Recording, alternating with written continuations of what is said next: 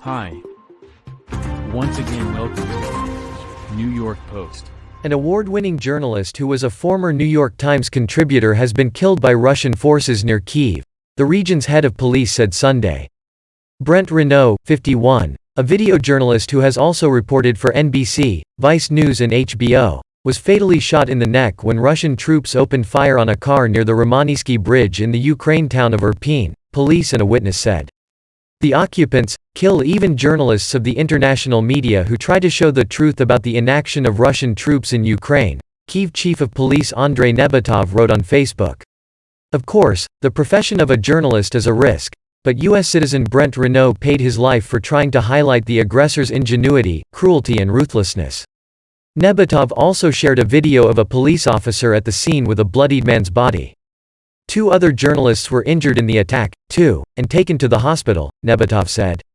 One of the hurt journalists was U.S. photographer Juan Arredondo, who has worked for The Times and National Geographic, The Guardian reported. In an interview from his hospital bed, Arredondo said the journalists were attacked while reporting on refugees. We had crossed the first bridge in Irpin. We were going to film other refugees leaving. We got into a car. Somebody offered to take us to the other bridge, he told the Italian paper Internazionale. We crossed a checkpoint, and they started shooting at us. The driver turned around, there were 2 of us. My friend is Brent Renaud, he said. Arredondo said the attackers shot Renaud and that he was forced to leave without his friend in an ambulance.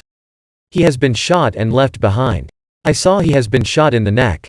We got split, he said. PBS reporter Jane Ferguson said she saw Renaud's body on the side of the road under a blanket. Ukrainian medics could do nothing to help him by that stage, she wrote on Twitter. Outraged Ukrainian police officer.